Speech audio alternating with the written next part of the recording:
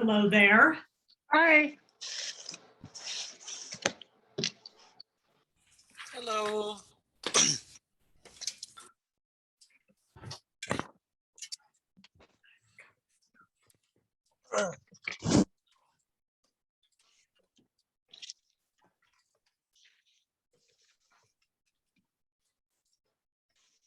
Hello, everyone. Hi. I can't hear Hello. you guys, but hopefully you can hear me. And I'm just waiting to see if anybody else is coming on. So let's see here. So there are, I see Emmy, Mafalda. I don't see Mafalda. I know Nicole's here. Is it Con? Is Con? Yes. Is that how? Okay. And then I don't know who is iPhone up in the left corner of my screen. I could guess. I have names. I could guess. Let's see. Can you unmute yourself? I can ask you. Are you Diana? No, maybe Laura. Nope, now she's gone. Okay, all right.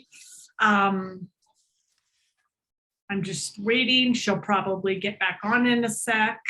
No, we're on the phone. We're on the phone with Okay, him for here now. she is again. Let's see. I have a restraining order saying that he can't be in here to visit with her. I think the iPhone is joining without, oh, there's the microphone. I see the microphone now.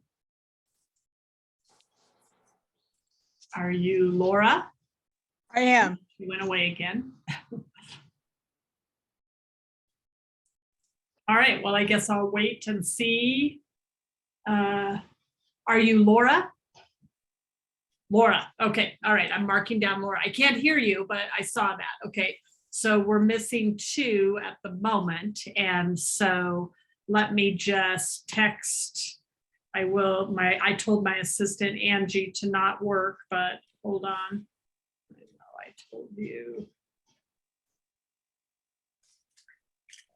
Can you please reach out to Kristen?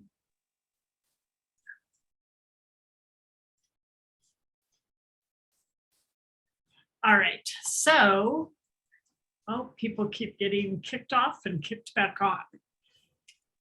So the way I work today, so I sent out an email. I think Nicole is the only person who did it to go out and take the National Harder Questions test. Did anybody else do that before today?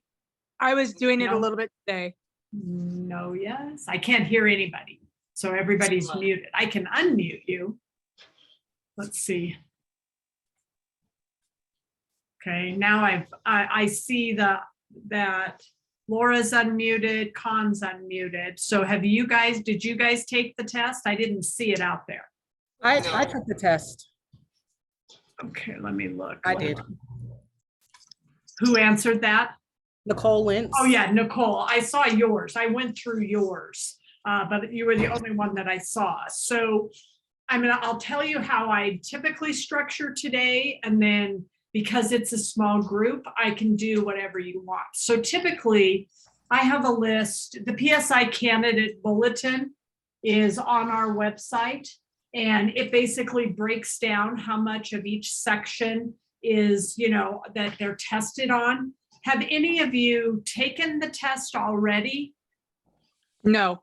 Mafalda, yes, has taken it. Anybody else? No. No? Okay. All right. So typically I'm teaching off of this, and I basically start with what is the most difficult, what do they have the most questions on, and then I go through and talk about those topics. And it is helpful if you can interact, because then I'm able to hear your answer and hear what you don't know. That's the one reason I try to have people take the test ahead of time, because then I can see what you don't know. Otherwise, I'm teaching and you may already know these things. So if I'm moving through something and you feel like I'm wasting your time, then tell me. I want to do what works best for you guys. So the whole goal, and if I need to spend time with you after or whatnot, I'm happy to. Are all of you planning to finish the course, the online, and take the test by the end of the year? Is that your goal? My goal is the December 15th to take the test. Okay, all right. And this is Laura, right? Yes, yes. Okay. And so December 15th. Okay, all right. And how comfortable are you feeling with the material? I'm comfortable with it, but when I do testing, I for some reason forget a lot of stuff, but I'm comfortable with it. I'm gonna do it. Okay, I think the biggest thing will be to listen to the national review and the Right. Colorado review, obviously, and then go back in and take a quiz, a test or two that are the harder ones. And then I'm happy to go over questions that you're missing. Like I have a whole list of what Nicole missed or things that I think that are confusing so that I make sure and talk about it today. Because even though sometimes you miss a question because you're not paying attention, you're not thoroughly reading the question before you answer it. And sometimes it's all about the phrasing, 100%. So I think if we can identify some of those topics, but again, I don't want this to be, wasteful for you. I want to make sure we're spending time in the topics that matter most. So, before I start, do you have questions? Do you have questions that I could answer for you to make sure? I just want to be sure that we are, I'm, like I said, that I'm addressing what you really want. Yeah. As far as no, she's here. But you have to tell her, sorry. You're fine. Okay, so do you want me to just start? I mean, are you guys good with that? Okay. I mean, I can answer questions beforehand. I'm just trying to make sure, again, that we are going over the topics that are the most difficult first, because why spend time on things that aren't that challenging, okay? And as we go through, it will help you if you do ask questions, if you do help out and ask questions along the way. So in the contract section for the national test, so everything I talk about today is national, 17% of the test is based on the Colorado contracts. So knowing that information is huge.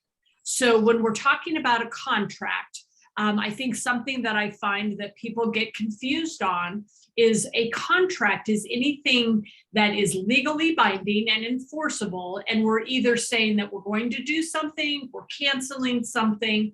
And people get very confused on the test when they discuss the word contract. They think it means the offer, the buyer and seller contract. So when you have to, if there's a question about a contract, you have to identify what kind of contract is it. If it is an agency contract, so, and I encourage you to take notes at, because I'm talking randomly, but I'm talking with a purpose. So when a contract is an agency contract, there is an agent involved. When it is a listing contract, that is an agency contract. Listing means employment, okay? So employment, therefore, sorry, I'm letting somebody else into the room, into the thing. Okay, employment means that you are being hired. So they're hiring an agent, which creates an agency contract. And sometimes you will get confused as to who's involved. So if I'm being hired by a buyer, I am being hired to go out and show them property. I will end up writing the actual purchase contract, the contract to buy and sell, the offer, which will then go to the seller. But that offer is between seller and buyer. I am not a party to that offer. Okay, I signed the contract, but I am not a party to it. So when they're talking about things like we're getting ready to list a home and we're deciding inclusions and exclusions, who is, what are we looking at there? Well, what matters for inclusions and exclusions is whatever the seller's going to dictate. Here's what I want to leave. Here's what I want to keep. The buyer's offer will dictate what actually happens. Because if they sign an agreement, seller says, I want to keep the washer, buyer includes it, seller signs it, washer is staying. So that wording is where people really mess up on a contract. So a contract is express, do you guys want to talk? You don't have to talk. Express is written, and implied is through my actions. So it's either verbal or it's me taking you out, showing you property, and then not actually being your agent. I think you're going to use me, it's implied, but there's no guarantee.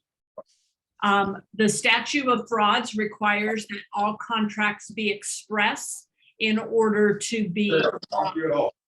Hold on, I'm going to mute somebody. I hear something in the background. Okay, I'm not sure who. Hold on. Let me try. Okay, there we go. All right, I think it was Jordan. Sorry, Jordan, I muted you. So the statute of frauds requires that the contracts be expressed so that they are valid, because at hearsay, whatever somebody says to somebody else is not going to count. Now, the key things for a contract, there is valid, void, voidable, okay? So valid has to have all of the elements of a contract. So when you're looking at that, you've got to make sure you know what those elements are, whereas voidable is always due to like someone who's mentally ill, someone who's underage, somebody who was forced. They use the word under duress. So that's what you would be looking at for voidable. There's a choice, okay? And then void, and if you have a question, unmute yourself and speak up, because I'm actually teaching off of stuff I've written. So I can see a portion of you, but I can't see all of you. So voidable, it definitely, there's a choice. The minor can continue, the person that was under duress, they can continue, but it always gives them a choice. Like, hey, I didn't know what was happening. So therefore I can void, make the contract voidable. And if it is void, then it's not enforceable at any level. And that's because it's missing one of the essential elements. Okay. Now, are you guys, how do you feel about, contracts as far as knowing what's in a contract? In our section in the national book, I'm just turning to it, there isn't a huge, it's not like it's a huge section, but it's definitely something that you have to understand how the contracts are created.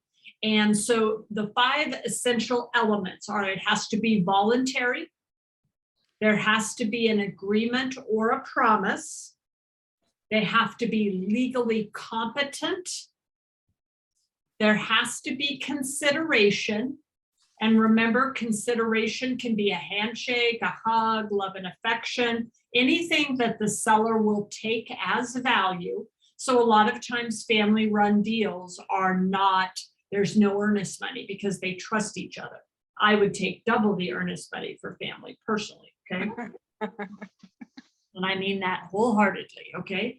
And then there has to be a legal act. So when we're looking at contracts, if it doesn't have one of those items, it's automatically void, okay? Because it's missing an essential item. Now, when we've got an offer, I think it gets confusing to people. Who's receiving the offer? Who's making the offer? So the offeror, the or is the giver of the offer.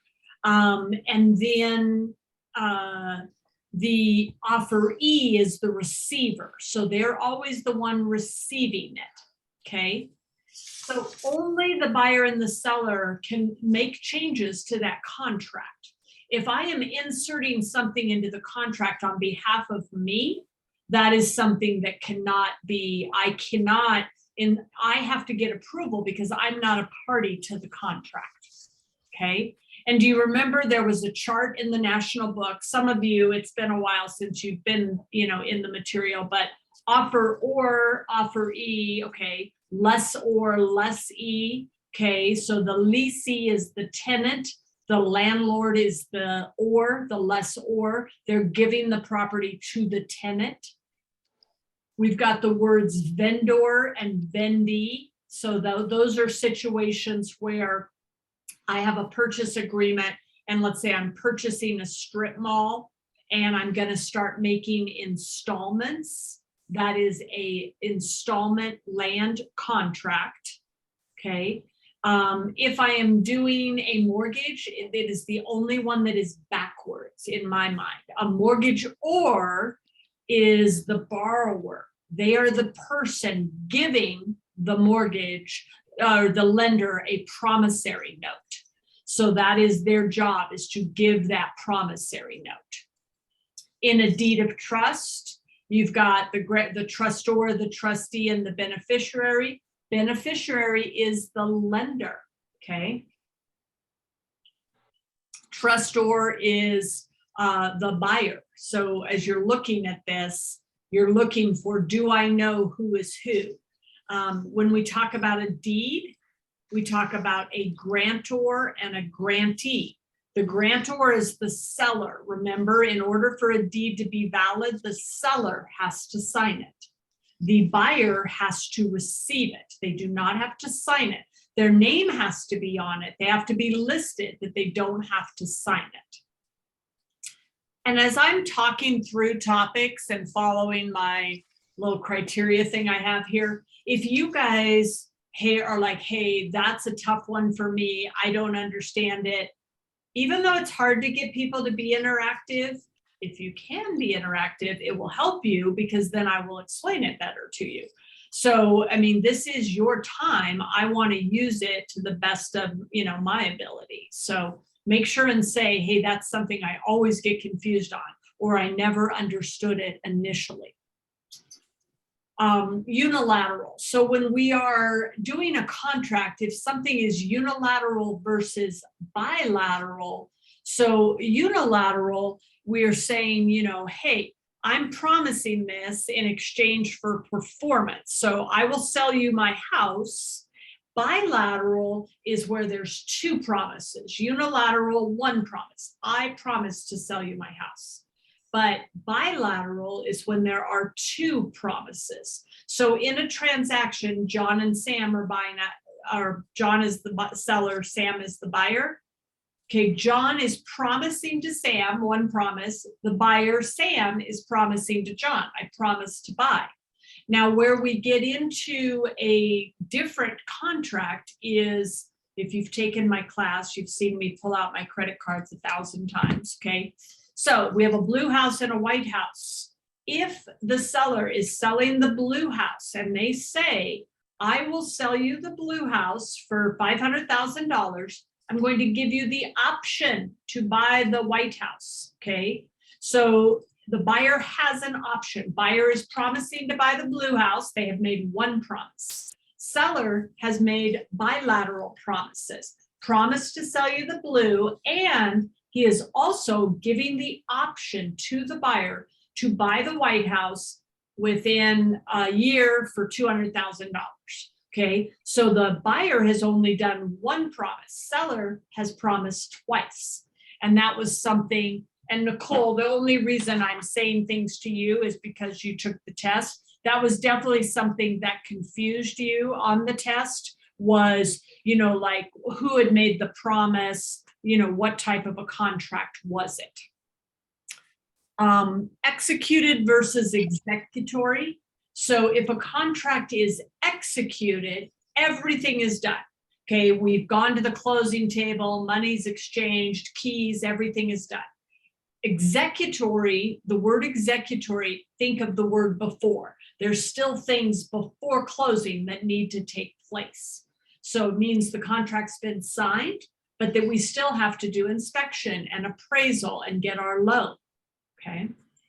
Assignment versus novation, when we assign something. So if I have a lease and I'm not going to live here anymore and I'm going to assign it to someone else, have to have permission in the lease to do that, to assign or sublet. And then if I am assigning a contract, then I'm saying, I'm going to put my name on the offer, but my partner, John, may actually be the person who buys it. So we're going to make it assignable to John. So that is something where we're transferring the obligation to someone else. Novation, sorry, I dropped something on the floor. I just can't find it before my dog comes in and eats it. Novation is where the word novation, you want to take the N from novation, and it means new. We want a new contract, something done. And then novation is typically used if a lot of times we'll have a lot of counters in a deal, and then we'll just write a new clean contract. It'll replace the old one. We may do a novation. Let's say the son was going to buy the property, but he got laid off of his job. So his parents are going to come in and buy it, but it was not assigned to them. So now we'll have to do a novation, a new contract. Okay. If we cannot perform a contract, and this was something I know that came up, Nicole, and maybe I'll just not keep saying that, I shouldn't, but anyway, is that if a contract, I'm looking at my notes because I made notes off of your test, if someone can't perform, if there's an impossibility to perform, then the contract is dead. So now if I don't show up at closing because I lost my job and I can't perform, as a buyer, I will lose my earnest money if we are past my deadline. So that's why the dates and deadlines, the term you'll hear for the test is time is of the essence. And that just means that you had better pay attention and to your dates, because if you miss a day and then something happens, that person's earnest money is at risk. So on a contract, if someone dies, okay, so on a listing contract, the broker owns the listings. So if I died, then my broker owns that listing. If the broker dies, then the contract, it cannot be completed anymore. Okay. Now, if I have a lease and if I'm leasing a property and I die, my lease continues. Okay. So whoever takes over my estate will have to finish out my lease or ask for forgiveness of it due to the death. Some people are nice, some are not, okay? When we amend a contract, so think of a contract as lots of pages, okay? So if I have a contract between a buyer and a seller, and I am going to write an amendment, I'm gonna make a change to something in here that has already been agreed to, okay? So that amendment says, I'm going to change closing date. I'm going to change the appraisal deadline. Okay, whatever it is, I now want the refrigerator. Okay, that is a choice. Okay, we've already agreed no refrigerator. You want the refrigerator now. Both parties have to sign the amendment, otherwise no refrigerator. Okay, so an amendment is a change that both parties have to agree on to an already signed contract. Whereas an addendum, you take the word ADD and you're adding something. An addendum adds something to an already signed contract. So I'm writing an addendum to the contract. So addendum, ADD, add, amendment is a change. And people think that we can get things changed. We put in a closing date of December 9th, and I coach agents and I tell them, oh, I think that's too soon. And they say, oh, no, it's totally fine. It'll be fine. And then on December 2nd, they decide they want to change closing date because they're not going to be able to close. I'm sorry to say, if the seller does not agree, we're closing December 9th or they'll lose their money. So, I mean, we can't just willy-nilly change, dates if both parties don't agree. Okay. The age, they use the age 18 for if somebody is like able to contract, remember, otherwise they're a minor, it's voidable. We also use 18, you have to be 18 to get your license. Now, when an offer is accepted, so I write this offer with the buyer, I send it over to the seller. It is in the seller's possession. So it's way over here. In that time, I go out and drive by another house. I want to write another offer, okay? If I want to write another offer, I have to rescind the word RESCIND. I have to pull it back to its original position. I am a buyer, not the buyer anymore. And these are all semantics of words where they try to trick you. So I pull it back and I am a buyer, and now I can make an offer on the other home. Now, if I have an offer out here and I'm waiting and I sleep on it and they send me a counter. So we throw away the offer, even though that's not really true what happens, but that's what you have to think of for the test. And I get the counter back. Supposedly the counter has everything in it and a few changes. The buyer is holding the counter. And I'm thinking about it and I'm a little pissed off because I wanted them to drop their price a little more, okay? Another offer flies over to the seller, okay? All right. If they want to rescind this counter, they just pull it back over to their side. And now I no longer can buy the house. So if somebody wants a property, I tell them, sign it now. Because you're taking a chance while it's in the countering state, it can be rescinded, pulled back at any time before it's signed, delivered, and communicated. Has to be communicated back. So I know I do a lot of crazy things, those of you who have not had me as a teacher, but it's just how I try to remember things. All right. So if a seller is countering, they're putting a deadline on there, something that I don't think people realize. If I send an offer over and they miss my deadline, let's say it was 1 o'clock today and they got busy, they can counter an expired offer, okay? They can actually counter that offer even though the deadline has passed. And what they do is they change the deadline in that counter, okay? All right, the contract has a legal purpose. We talked about consideration, which is earnest money a lot of times, not required, definitely not. Statute of frauds says things need to be in writing. We need to remember that a lease less than a year does not need to be in writing. Once we have signed our offer, we are obligated to perform. And what they're trying to do is, make sure that everyone has a timeline of when they're to do what they're supposed to do. All right. Again, an offer is valid and binding when it's accepted and communicated. Okay. All right. If we are the vendor vendee, okay, so we're selling the strip mall, okay, because I'm going to make payments, it's called a contract for deed. It's called an installment contract. Okay, so I'm doing that, and I have equitable title. So before I make all my payments, and I don't get full legal title until I've made my last installment. Okay. But I'm in the property, I'm running my coffee shop, I'm doing everything. I don't actually have legal title until I've made my final installment. We know that contracts have contingencies in them. So some of the biggest contingencies, a contingency says something has to happen before we are going to move forward. So biggest contingency, you have a house for sale. Okay, got to sell my house before I can buy your house. Okay, financing contingency, got to get my loan before I can buy your house. Inspection, I'm going to do an inspection and I can walk away from the deal if I don't like something in the property. Okay, so an inspection contingency.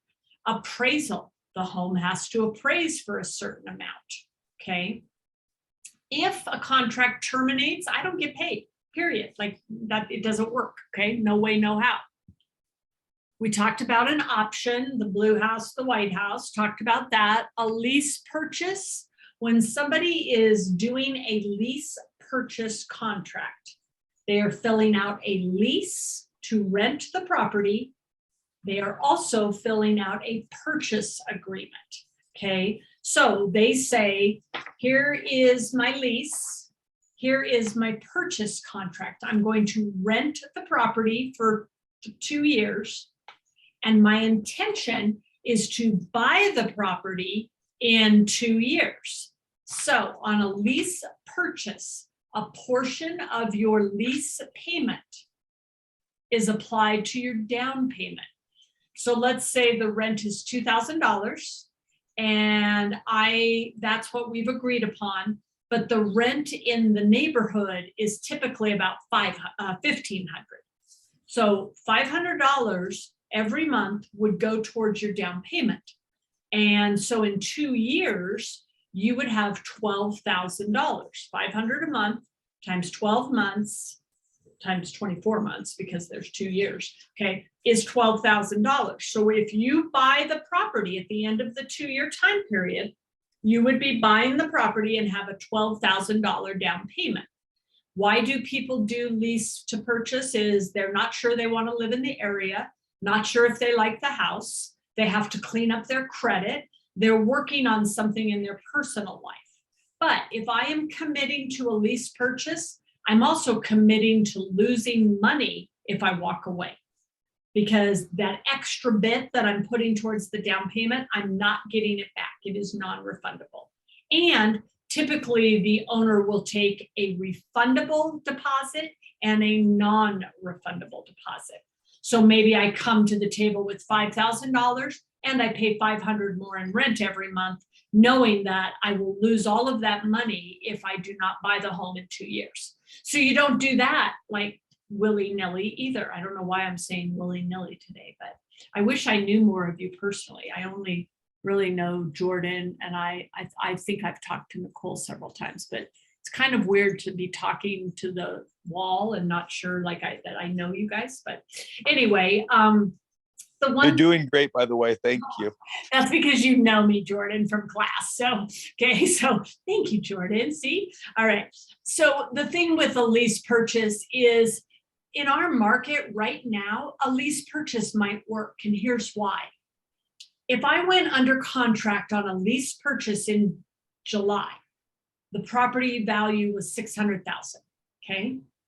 For the seller, you have committed to buy the property in 2 years at $600,000.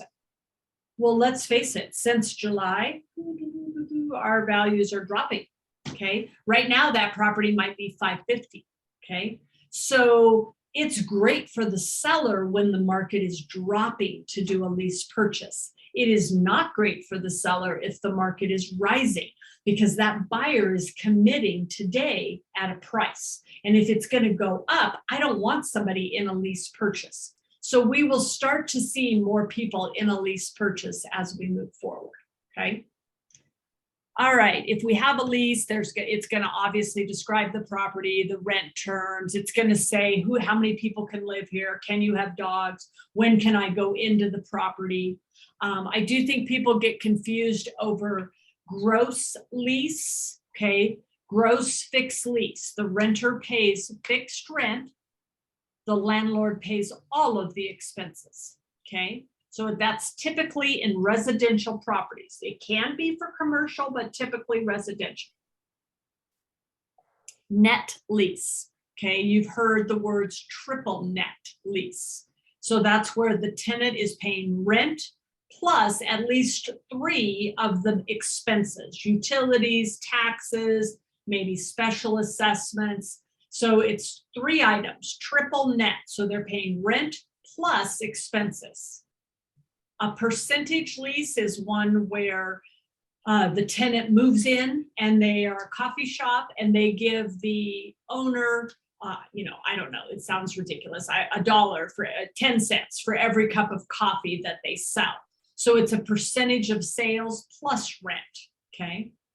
Land lease, ground lease, okay? So if somebody is renting unimproved property, dirt, okay? And if the tenant decides, I'm gonna build a shed here, then that becomes the landlord's upon termination. If they don't, like if they say, can I put a shed here, build a shed here, I'm gonna take it when I leave. If it is not communicated, it would stay. okay, on a land lease. Now, remember, when a tenant goes into a commercial property and they put up shelving and, whiteboard, et cetera, when they leave, those are the things that they were using in their business. So they get to take those with them. So the tenant's property in a trade, they're called trade fixtures, they get to take what's part of their trade. And the word for if they leave those items, that is a cession. If the new owner gets those, it is through the process of a cession. All right, let's see. Sale and lease back, again, strip mall, move in, sell the strip mall. I have a coffee shop. I've been running it for 10 years there. When I move in, when I sell, you move people in, they put in their stores. I'm going to lease back my property maybe for 2 years and then retire. So that's a sale and a lease back. Constructive eviction, okay. Constructive is where, right now, if let's say I own a property and I have not been giving you heat, okay, then you as a tenant can terminate the lease and vacate because of that. Whereas an actual eviction is where the landlord is evicting the tenant because they have breached their lease. My husband is at our property cleaning it out right now with 4 men because our tenant left and he's had a month to get out and he's not out, and we're throwing away so much stuff, giving it away. It's like crazy. So we did not have to do actual eviction. He's gone, but all his stuff is still there. He left all of his stuff and we gave him time to come get it all, and he didn't. So it's unfortunate. My husband is putting a lot of it in trash bags and going to leave it in the garage for another week in case he wants to get it, because it's really hard to throw away people's stuff, even if they messed with you. It's still really hard. People, it's like sad, but actual eviction in Colorado, probably $400 to $700 minimum to get that going with an attorney. All right, so if we have a contract and someone is wanting out of the contract, both parties, okay? So, but let's say just one party initially. It's called mutual rescission, mutually pulling back to our original positions. So if we're mutually pulling back, then basically we're going back to I'm a seller, I'm a buyer, or I'm an agent, you're a seller.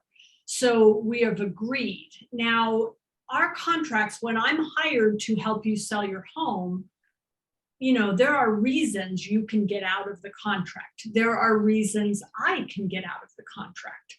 The most common reason is because you're not responding to me anymore, or I'm not responding to you.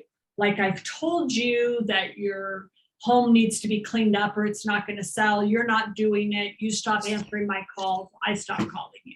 Okay. So we are eventually going to mutually agree to get out of the contract. Sometimes people will hold you in a contract until the termination deadline. If that occurs, I typically recommend that you have your managing broker call them, and they'll usually get out of it. They just want to make your life miserable, actually. So if we are under contract, you don't get to just walk away. So there are ramifications for that. I don't know if you remember the word specific performance versus liquidated damages. So I can specifically make you perform. A seller walks away, we're under contract with a buyer, and they say, I don't want to sell. This is my family home. I've decided to keep it. Okay, there are damages they're going to have to pay. I can charge you for my inspection, my appraisal, my time, and the contract is written that I can force you to perform, okay? Liquidated damages says, okay, we're not going to sue everybody, but what I'm going to do is I'm going to liquidate any money that was given, which would be your earnest money. And then the earnest money at that point would go to the seller.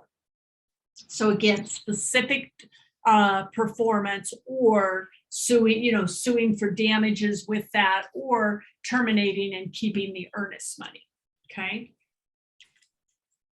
Questions about the contract section? I tried to hit all of the main things. I'm looking at my other notes, anything that you guys can think of that you have a question. I want to make sure you remember that all contracts have to be presented. Okay. If a counter is signed, it does become the contract. Just trying to make sure that you feel comfortable with that portion of it. Yay or nay? Yes, Kathy, we're doing amazing. Thank you. Okay. All right. So some of you might know my voice if you've listened to audio, so. But again, like I say, you have a question. I know you may not want to talk about it now, but definitely bring it up, because this is our time. And again, I'll take other time with you if I need to. I mean, I'm not a person, when I first did these, I did them for 3 hours and people started looking a little weary. So I made them 2 hours, but literally I do care, and I will work with you if you need help. All right, so the next part of the Question, Kathy? Uh-huh. At one point, can we go through all the math formulas we need to know at one point? I just want to have them all written down and look at them all one last time. So math is 2 weeks away. I am doing a math one. Oh, good to know. Thank you. Yes, yeah. So I don't know when you're taking the test, Jordan, but math, yes, I do a specific one. All we do is math. Okay, thank you. Appreciate it. Yeah, no problem. All right, so the next section I'm doing, and again, I'm just getting this from this PSI book. And Jordan, just because you were in my most recent class, just so you guys know, like if you do everything that I hate to say that I say, you will pass, but you definitely have to do it all. So out of your class, Jordan, I think 3 or 4 people have tested and they all passed. So, if that makes you feel better, Jordan, since you were just in the class, knowing that, oh, yay, people, they took it within the first couple of weeks and they passed. Yes, it does make you feel better. I have my test scheduled for on the second week in December. Okay. All right, then. And if I need to do something with you before then, I can. For sure. Appreciate it. All right. So the next part is practice of real estate. And there are 13 questions that come under that topic. So as we're looking at that, we're talking about fair housing. So on the national side, you always have to remember the Civil Rights Act of 1866. I mean, it's not really the number that you have to know. And race is absolutely the highest protected class. It's definitely something that there are no exceptions, 0 exceptions, okay? So you've got race, religion, color, national origin, sex, familial status, okay, handicap, disability, and that's it on the national side. But I want to make sure pregnant and women and families are protected under familial status. If you remember the word HOPA, Housing for Older Persons Act, which I hate because it's 55 and older and I'm 57, okay? But that is where 80% of the community has to be 55 or older. They have requirements that like maybe your grandchildren can only stay for 2 weeks, they can't live there, but you have to have someone in the household 55 or older, okay? When we're talking about disability, it could be physical, it could be mental, you've got to make sure that you're protecting anyone that has HIV or AIDS. Drug and alcohol addicts are protected if they are seeking treatment, okay? But if they're not, then that, definitely you do not have to rent to someone, okay? And remember, if I have a rental and you become handicapped, whatever it is, you need a raised toilet seat, you need railings in the bathroom, whatever, I have to allow you to make those changes. So the key words are have to allow you. I can take an additional security deposit $1,000 to put the property back in its original condition when you leave. So if you don't get tricked on the test, are they saying what must you do? What can you do? So I must allow you to make the changes. I can take a security deposit, okay? All right, nationally on the national test, age. Oh, sorry, does somebody have a question? Sorry. Okay, no. All right, not protected nationally is age, sexual orientation, marital status, or like occupation. All right, we definitely never discriminate advertising. I don't say, oh, people who love Disney, people who, purple people, we like those people. No, don't say anything like that, okay? It's also prohibited to steer. Steering is channeling people based on whatever. A certain nationality. Oh, a lot of Disney freaks live over here. I'm actually not a Disney freak. I do have a Disney cup today because my daughter is. But, so again, but it's steering either to an area or away from an area. And it is super challenging to not do this in real life. And you don't think anything of it. You just don't even, I've had people call and say, hey, I'm this nationality. I want to live near other purple people. And I go, oh, I can't do that. You can drive an area and tell me if you want to live there, but they go, but where purple people live. I do, but I cannot tell you that. That would be steering. So, and they're doing it, they just want to live near people that, look or talk or act like them. That's fine, but I cannot do that. Blockbusting is where I go and I knock on all the neighbors' doors and I go, oh my gosh, we got to get out of here. Purple people are moving in. It's called panic selling. Blockbusting, completely illegal. Definitely happens, believe it or not. You're gonna, you think, really? Yes, really. Mm-hmm. Redlining is where a lender, and the way I remember this, I take a red pen and I say it's refusing, it's drawing a circle around an area, and it is illegal for a lender to refuse loans because we think this is a bad area, high crime rates in the neighborhood. So definitely not, okay? All right, again, nothing regarding race. Now, if I am just a normal person, not an agent, and I get a rental application from you and I see that you're purple and I don't want to rent to you, okay, I'm not stupid. I don't say it's because you're purple. I just don't rent to you because I'm not an agent at that point. So if a rental or a sale is happening and there's no broker involved, then these rules don't apply. But would I want to take that risk? Absolutely not with the way our world is, okay? But for the test, and there's no regard, no exception for race. But if I just don't like you, you tell me you love purple flowers, I go, that's great, but I don't want you renting my property. Again, I don't have to tell you why, but I definitely have a choice if I am not an agent, okay? If I'm renting units in a 1 to 4 unit complex, so a fourplex, 1 to 4 units, and I am one of the owners, and again, I'm not an agent, and you love Disney and you play Mickey Mouse songs all day long, I can say, I don't want to live next to you, okay? I can choose that, okay? So owner occupied 1 to 4 units, no broker, as long as I don't advertise no Mickey, I'm fine, okay? Nonprofits, I can restrict ownership to members only. And if I'm selling a building under the HOPA Act, Housing for Older Persons, I can require that you have to be 55 or older, okay?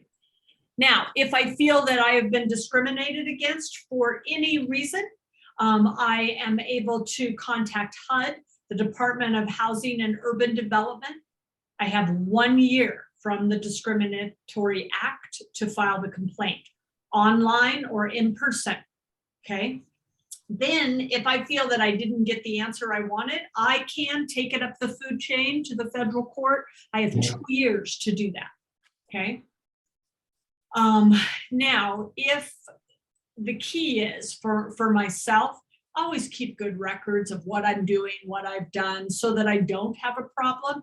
When you're advertising, always remember you're describing the property, okay? So, for example, there are words that we no longer use. So one of my famous words, I've been an agent since 1996, so I've written a lot of, it's called fluff. When you sell your home, I write a fluffy paragraph about your amazing home, and I've got phrases that I use all the time. As you enter this, this immaculate home, you'll be greeted with gleaming hardwood floors. Well, I used to always say, as you step out into your backyard paradise, you'll immediately notice the professional landscaping, the quiet, peaceful atmosphere, and the huge deck, perfect for family barbecues. They are no longer wanting the word family because we can't determine who that is. And am I discriminating if you don't have a family? So I'm telling you, it's gotten pretty interesting, things, that you can and cannot say. So, and I do think, our world is better off, but wow, is it hard to remember, what, especially for something like that, because that's not something I would have thought of. If a complaint comes up against you, HUD will investigate, and then we will look to make sure what were the intentions of the broker.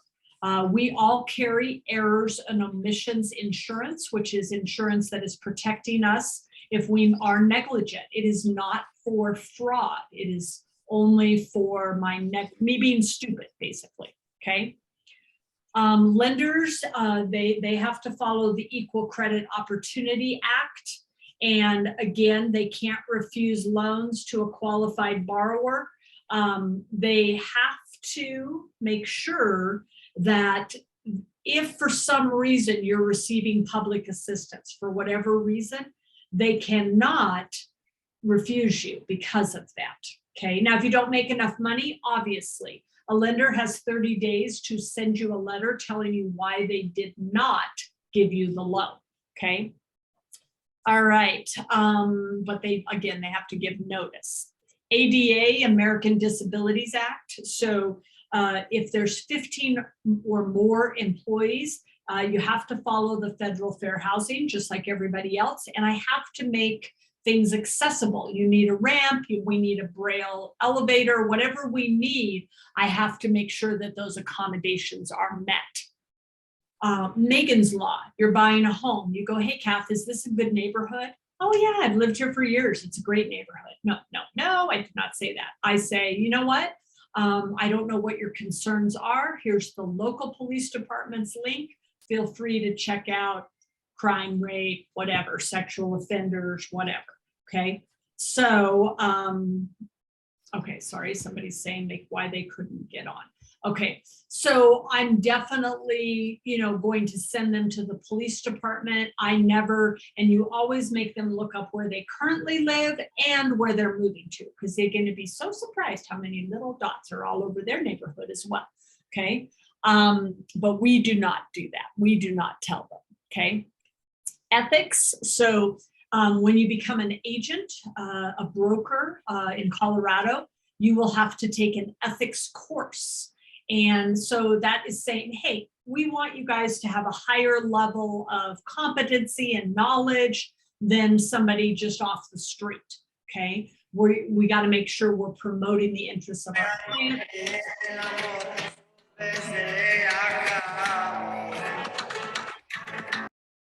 Okay, sorry, okay.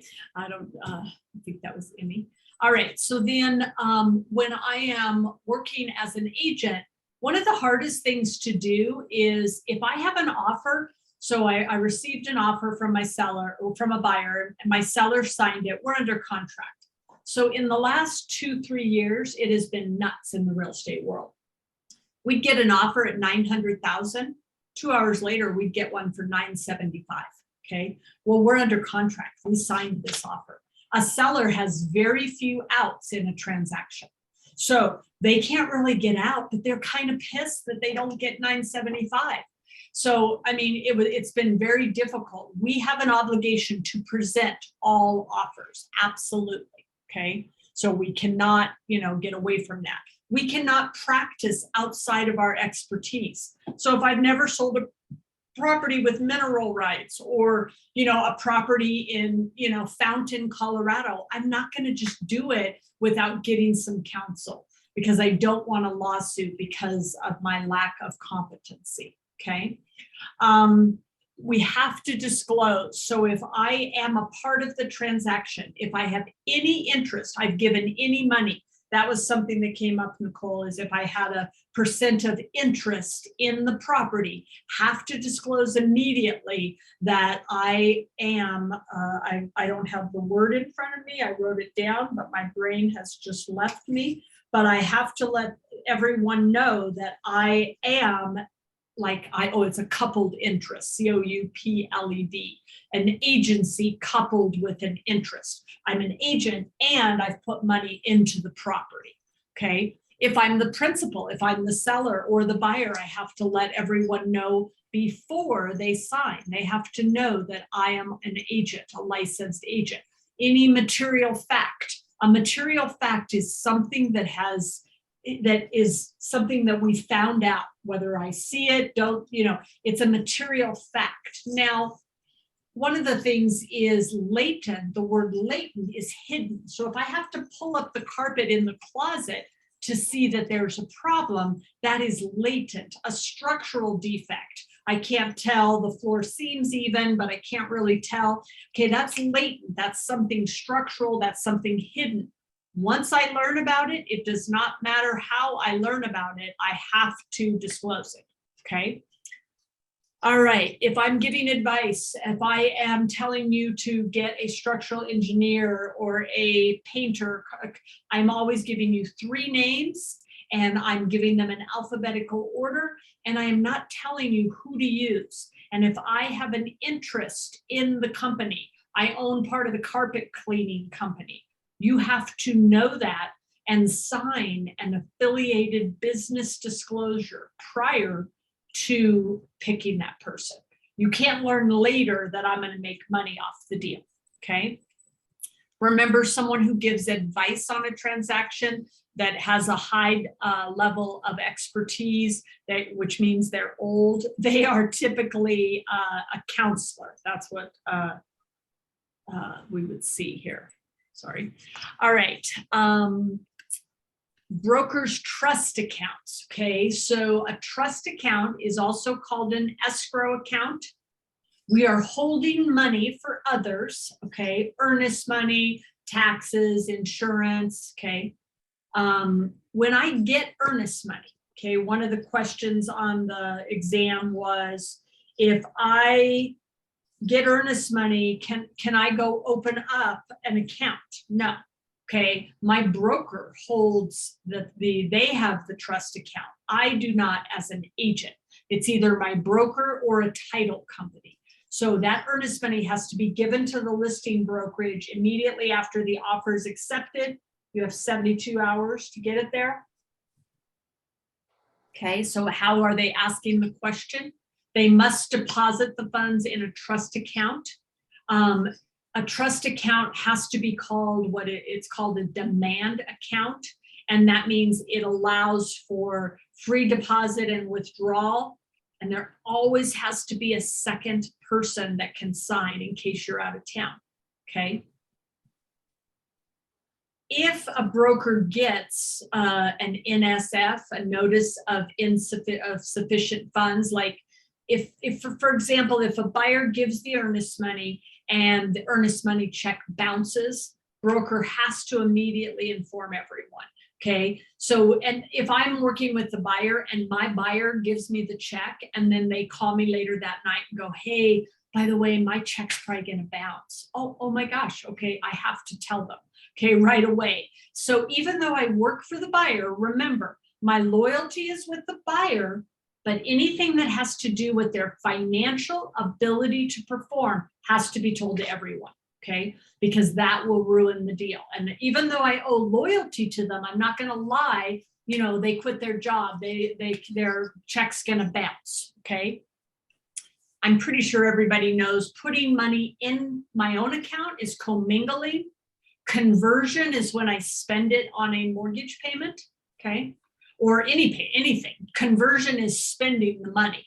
So commingling is putting it. So it doesn't matter what check you get, you put it in your account. I mean, it's a big deal. Like you could go to jail for it, okay? So what we do with the check is we put it in a safe place and then we get it sent to the title company or the broker. I used to deliver earnest money checks always. I would go collect them. I had my little folder. I'd go take it in. I lost an earnest money check once. Okay, once was enough. Okay, have to call the person, tell them you've lost their $5,000 or $10,000 check. It's not that great. So I now have all of my buyers deliver the earnest money themselves to the title company. I give them the address and they deliver it. I have couriered it for them. So if they don't have time or whatnot, I mean, I'll definitely pay for the courier, but I did not want to have it in my possession anymore. Okay. I have to keep accurate records of all money deposited 100%. Okay. Moving on. Questions about that? You guys are like the quietest CRAM session. Last year when I did this before Christmas, I had like 20 people on and they talked like crazy, but you guys are not talking at all. So, and if you need to get up, go to the bathroom, it's fine. If you want me to take a break, I can. I try not to, but if you have to, absolutely. So. No questions? Okay, so I'm moving on. All right, so the next section I'm talking about is principles of agency. Again, about 13% of the test is on this. Let's see, hold on here. All right, so we know that the brokerage firm owns all the contracts. You should know for the national test, salesperson is an employee. Okay, and in Colorado, you'll become a broker associate or an associate broker, same thing, and you will be an independent contractor. So some states are salesperson, some states are broker. We are broker, okay? Your broker, okay, and on the national test, when they say broker, they mean managing broker, the person over you, employing broker. They're responsible for all your contracts and listings, employment agreements, okay? They supervise any licensee under them. So if I'm working at RE/MAX and I hire a personal assistant and they're licensed, my broker is responsible for them as well. And they will pay them as well. Now, obviously I pay them, but the money comes because they're actually working under the broker on the national test, okay? When I'm an employee, I get a W-2. If 90% of my money comes from commission, then typically they will go ahead and do a W-2 and a 1099. But for the test, almost always, employee is W-2, okay? And, you know, as a W-2 employee, they can tell you what to wear, when to come in, what to, you know, they'll withhold taxes. You know, it's not like you're going to get vacation time or something, okay? If I'm an independent contractor, I have an ICA, independent contractor agreement. It's a written agreement, and it absolutely will tell me things like what my split is, how much I owe the company, my monthly fees, and I pay my own taxes, okay? In a contract, they use the word principal, okay? So a principal is someone who is employing someone else on their behalf. So a principal is either the buyer or the seller. The agent owes fiduciary duties to the principal who employed them, okay? All right, and I think the key is, there was a question on here, on one of these on this quiz here. If I have a fiduciary, the question was asking about confidentiality versus fiduciary relationship or terms. So in the question, they used the word trust and confidence, okay? saying that they've placed, which one are we representing, confidentiality or fiduciary? Fiduciary has the word trust in it. It has the word, it says it's a special relationship. I'm putting my faith in you. I'm trusting you. Because they used the word confidence, the answer is confidentiality, because I'm trusting you to keep my confidence. So it was a very tricky question, but it was something that came up on the quiz. A subagent is employed to represent someone. So a subagent is, if I'm on the national test, there's my employing broker, I may be a subagent of the broker. So I'm representing them in the transaction. I'm representing them in that they're not going out and doing the listing, I am. If I'm a third party, I'm a customer, okay? And I owe honest and fair dealings. We must disclose to that customer. Somebody walks in my open house, I have to tell them I work for the seller, okay? Who do I work for? It is mandatory in all states that we define our relationship with the client, okay? When they walk in as a customer. They have to know who I work for, okay?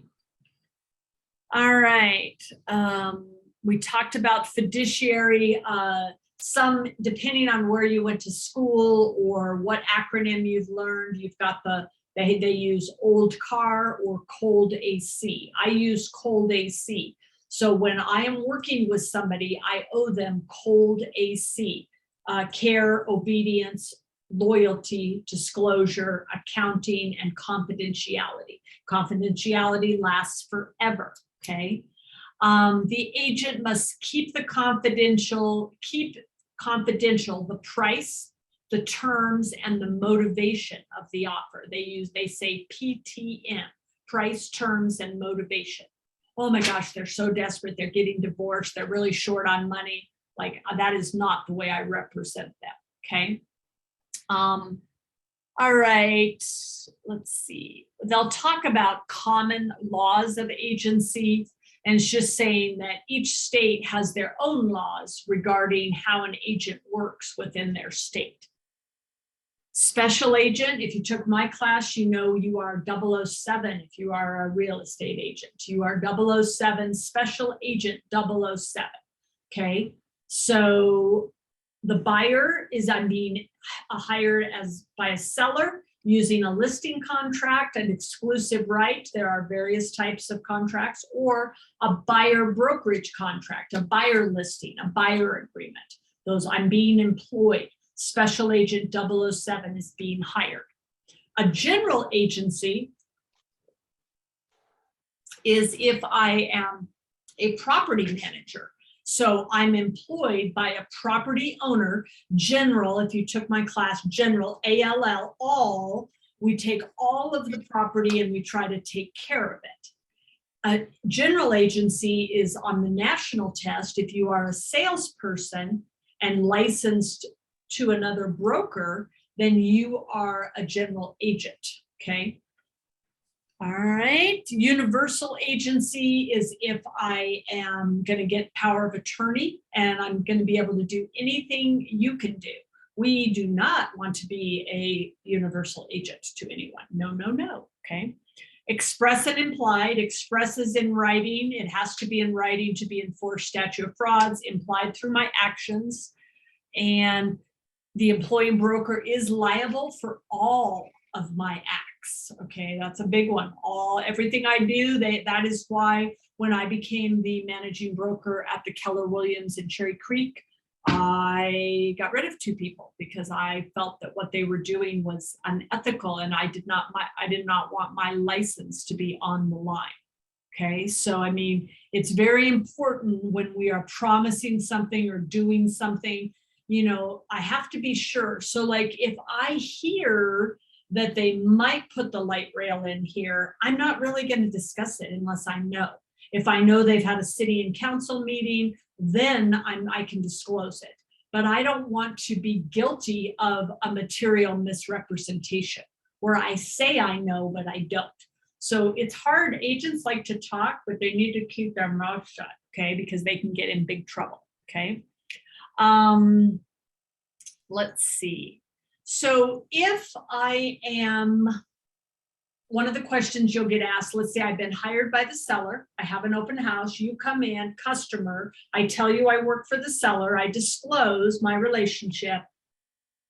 The minute that I am going to change my relationship with the seller and either be dual agency, and nationally that is allowed, seller agent, buyer's agent, or Colorado transaction broker, I become a referee and I work on the transaction, I have to disclose the minute my relationship is changing, okay? So I have to disclose when it is changing. In all states use a seller's property disclosure. It's where they say, hey, we've got this environmental issue, the stove isn't working, we had structural issues, we have plumbing issues, we know the neighbor poured their driveway onto ours, that's an encroachment. We've got an easement in the backyard for the cable company. So again, that disclosure is everything according to the seller's current actual knowledge, okay? The seller completes the disclosure. We do not complete it for them. I used to help my sellers many moons ago. Now it says right at the top of the form, current actual knowledge only by the seller, okay? All material facts, okay? Visible and latent if they're known, okay? And once something hidden is known, it becomes a material fact. Stigmatized properties on the national test do not, or do need to be disclosed. Colorado do not, okay? So that could be, murder, suicide, haunting, whatever, okay? So stigmatized properties nationally have to be disclosed, okay?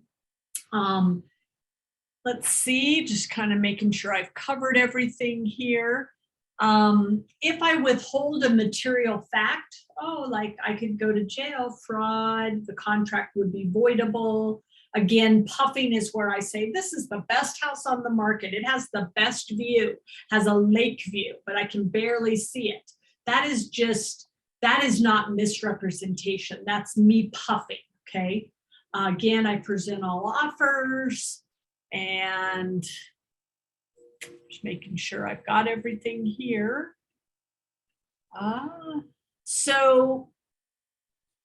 What was I going to say? Something else, but I forgot. My brain left me. If it's an environmental issue, EPA is involved, the Environmental Protection Agency. So if we know or suspect there's an environmental issue, we would need to disclose that because that would impact value for sure. You'll be asked about a phase 1 or phase 2 environmental assessment. Phase 1 is we're looking to see if we have a problem. Phase 2, we're digging into the soil to see if we have a problem. Some of the environmental issues you'll be asked about, asbestos, okay? Asbestos is in the glue of vinyl tile, vinyl like the indoor-outdoor carpet. It can be in siding, it can be in popcorn ceilings. So you scrape it. The problem with asbestos, you inhale it, okay? And that causes problems with your lungs and breathing, okay? It's respiratory, okay? So the way you get rid of it is encapsulation, okay? Where you seal it all off, okay? They have used the word abatement, okay? If a building is demolished or renovated, abatement is removal, but you always want to make sure the person is licensed so there's no danger to, breathing it in. I know many people that buy a fix and flip and they scrape the ceiling themselves, but they are taking a risk of breathing that in. Lead-based paint on the national test, the seller has to give the buyer the EPA pamphlet, which says, hey, there could be lead-based paint in your home. It is in homes prior to 78. The buyer has a 10-day opportunity to have the home tested, and they may waive the right for inspection or they can get one, okay? Seller isn't required to do anything other than say, yes, I've had a report, or no, I have not.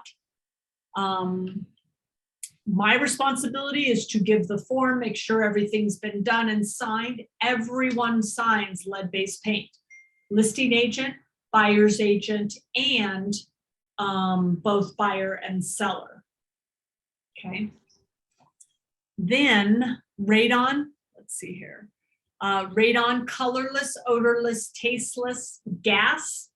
It enters through cracks in a basement. It can cause lung cancer. The way they mitigate it is they do radon mitigation. Radon mitigation costs $800 to about $2,000 nowadays. And what they do is they put pipes along the basement walls, and they put a huge fan, and they circulate the air and put it outside. Okay, so it's of danger if it's in a confined area. Carbon monoxide, similar to radon, colorless, odorless, okay, and tasteless, and it builds up in your system. So you know, maybe there is a leak somewhere, fireplace, a hot water heater, and it's not, you don't have a lot of ventilation maybe, and there's a basement bedroom and you're sleeping right next to it. Okay, so if that builds up, you start to get nauseated, lots of headaches, you eventually go to sleep and you die. You just don't wake up. So if you have a family member complaining of lots of headaches, nausea, you know, have the carbon monoxide checked in their home. Carbon monoxide detectors are required in Colorado within 15 feet of all bedrooms. Mold, again, for mold to grow, you've got to have oxygen, you know, you've got to have the sources for it. If somebody says, hey, is that mold dangerous? I have no idea. So we're going to tell you to go ahead and have it tested. We're not going to, I'm not going to say, oh, I think it's fine. It's not a big deal. I have that kind in my bathroom. And the three things for mold are moisture, oxygen, and an organic food source, okay? To remediate it, it's expensive, okay? It is not a cheap process. If a seller knows that they have mold, they have to disclose it. And just making sure I have in everything there. All right, we talked about listing agreements. We talked about that there are different types. So the one that I get paid no matter what is an exclusive right to sell. So I am paid no matter where the buyer comes from. Seller brings the buyer, buyer comes in off the street. That is the best protection for myself. Exclusive agency says I get paid if I bring the buyer, but if the seller brings the buyer, I will not get paid. And this would be notated in the contract. It would say that if the seller finds the buyer, that I will not get paid. So it's exclusive as long as I find the buyer, but the seller can find the buyer as well, okay? Open listing is where we hire a bunch of agents, and whoever finds the buyer, including the seller, would be paid. And for the agent to be paid, they have to be the procuring cost. So they have to start the chain of events that leads to the sale of the home, okay? A listing can be terminated at any time prior to you actually performing the actual listing. We talked about express commission is always negotiable, okay? In the listing agreement, it has to have a definite termination deadline. And remember, on a listing, if the death of the salesperson or the broker associated doesn't terminate the listing because your employing broker owns it. If the property burns down, in some states, the seller is responsible. In other states, the buyer is responsible. If a seller is going into bankruptcy, it will typically terminate the listing and will put it back on after they get through bankruptcy. And then if they breach the contract, failure to perform, then they, of course, would have to do that as well. Let's see here, just making sure, present offers. Okay, if I know any facts, material facts, like I know that the property taxes are going up 5%, or I know that the HOA, anything that I know, I have to make sure and communicate that to all parties. I don't want to be held liable for misrepresentation. When I'm going in to list a property, I'm going to do a CMA, a comparative market analysis. So I'm using that CMA to make sure that of the value of the property. So I have to put on the CMA that this is not an appraisal. That is on every CMA. When I'm working with a buyer, typically the buyer is not paying my commission. So even though I work for the buyer and the seller is paying me, I owe the buyer the fiduciary relationship, okay? Antitrust price fixing is where it's illegal because it's saying that the going rate is X amount. My brokerage can have a set firm, but this is another question that came up that I made a note of, Nicole. The broker sets the commission. I wrote down, commission is negotiable, but it is determined by the seller and the agent. So the brokerage firm may say this is the minimum you have to charge, but the seller and the agent determine the commission, okay? Home warranty programs, they are available. It'll determine in the contract how long they're good for, a year, whether they cover furnace, air conditioner, all appliances. A new home construction warranty would cover like the roof, structural damage, but it wouldn't cover like structural damage due to a tornado type thing. You would have your own home insurance for that. All right, so let me see. Do you guys have any questions? I mean, like, I feel like I'm just talking to myself, but do you guys have questions? Somebody got off. I'm not sure. I can't really, let me see who. I think, oh, maybe nobody did. I don't know. I thought somebody got off. Any questions you want? So now what I'm going to do, so those are some of the biggest sections in the contract. That are gone over. I thought what I would do now is, so there's financing is 10%, and then everything else on the test is 8% or lower. Property ownership, transfer of title, those are 8%. CMAs and appraisals are 7%. Property disclosures are 6%, and then it kind of goes down from there. There's only a couple more. Is there a section that you feel like you really need help? Otherwise, I was going to try to, let's face it, if Nicole missed some of these questions, somebody else probably would have as well. So I'm just going to take some of the things that came up and go over those. Is there a topic that you feel like you really need help with? Anybody? These are like so quiet and easy. Okay. The one thing I want to say is if you really are planning to do this, my suggestion would be to go in and start, figure out where you're at on your quizzes. If you need help knowing where you're at, you can email myself or Angie at the info@ADRE school, and we'll look up what quizzes you still need.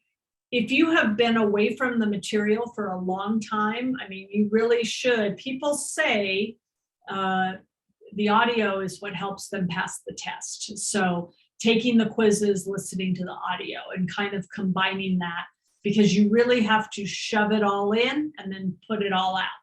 So I really recommend that you do that. Questions? I think that's what happened to me. I took David's course. It's been about a year now. Pretty much that's what I'm doing right now.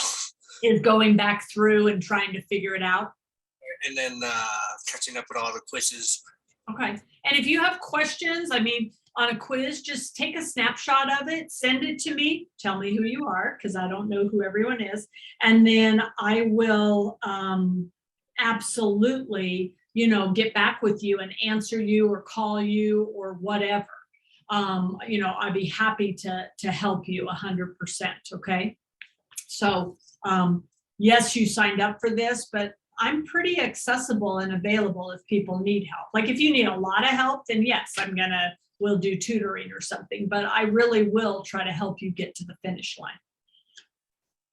All right, so I'm going to go through notes that I had made off of things Nicole missed. Poor Nicole, you're the one that I'm using, but I just want to be sure. So tenant at sufferance is where the landlord is suffering because the tenant is still in the property and they're not getting out. So like right now, my husband just texted me, still there, what a mess this place is. Okay, we are actually suffering because the tenant has not gotten out. And not only have they not paid, but they haven't gotten out. Deed restrictions, okay. So if there is a deed restrictions, it is on everyone, current and past and future. I should have said past, current, past, and future.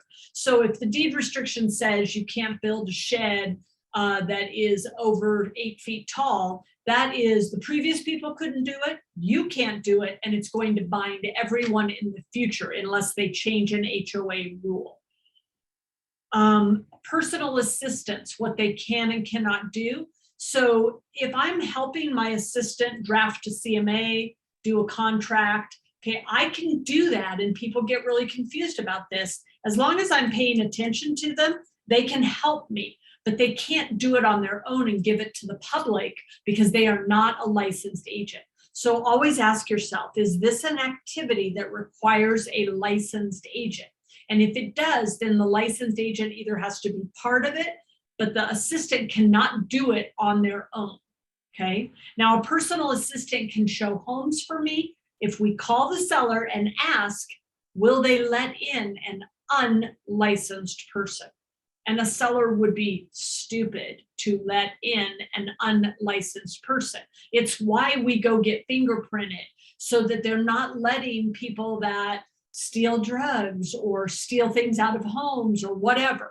There's a reason we go through what we go through. Reconciliation is the final thing that is done on an appraisal. Okay, we reconcile. Okay, so it's the final step in an appraisal. If we are a broker and we have ledgers and like a chart of accounts, bank accounts, and a journal. So a ledger is specific to a property or a person. The journal is going to have everything in it, and then there might be specific bank accounts. Well, those need to be reconciled at the end of every month if there was activity, because I've got to make sure they all line up.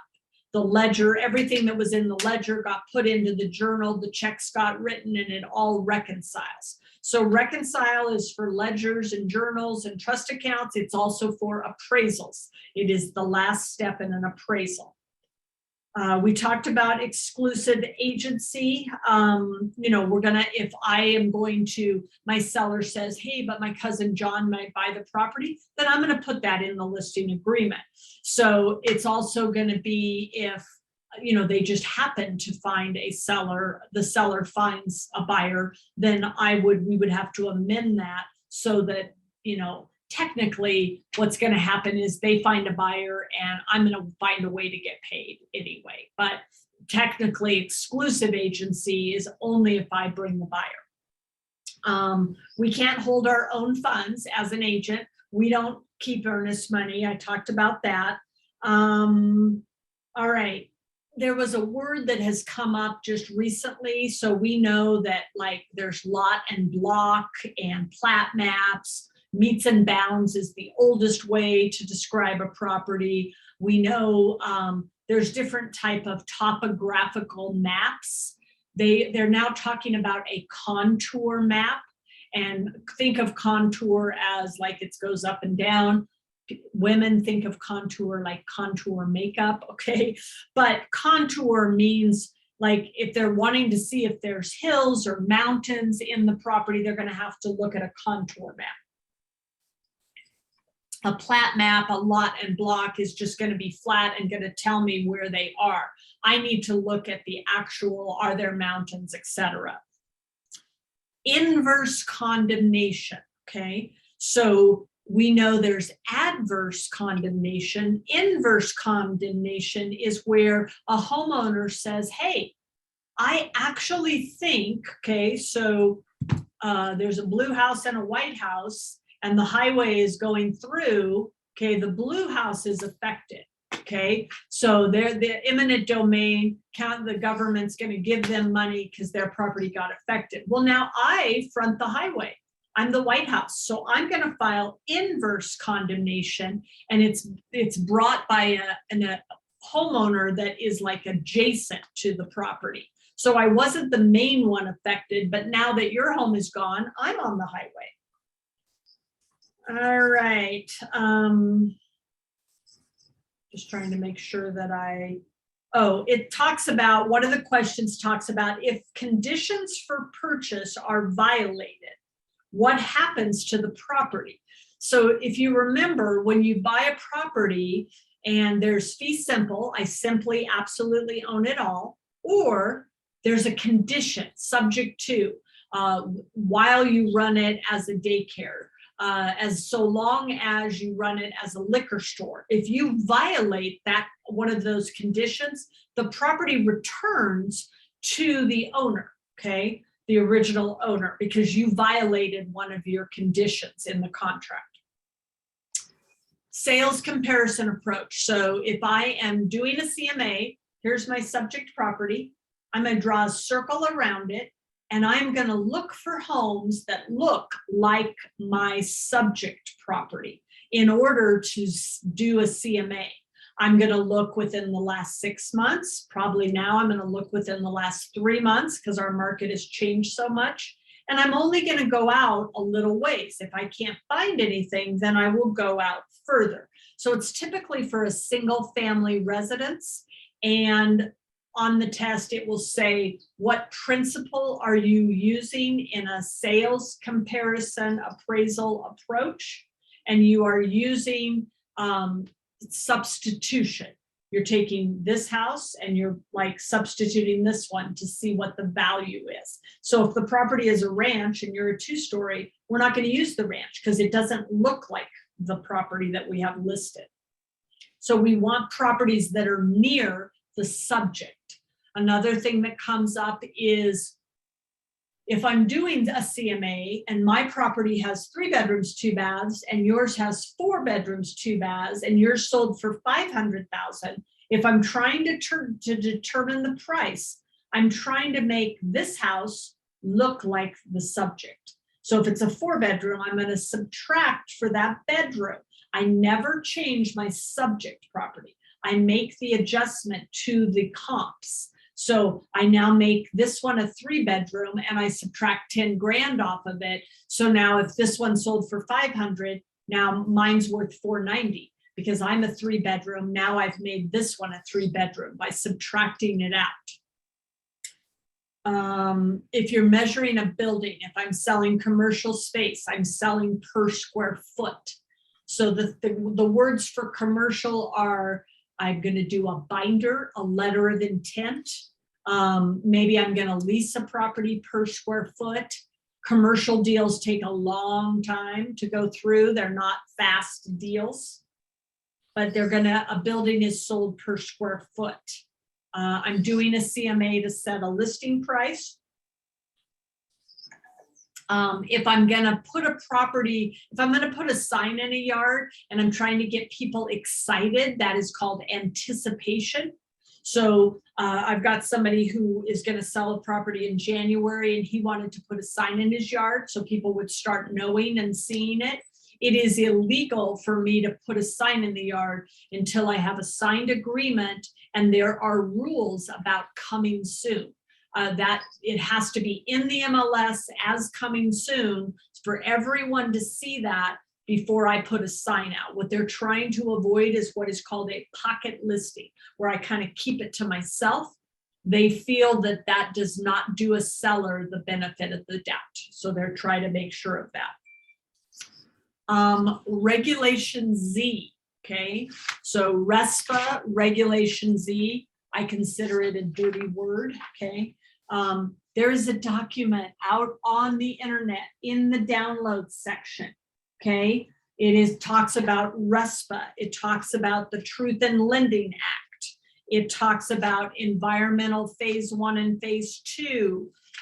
It was written for someone that did not speak English, was not their first language. So I made a little more in-depth copy of some of these topics that were coming up that were harder for them.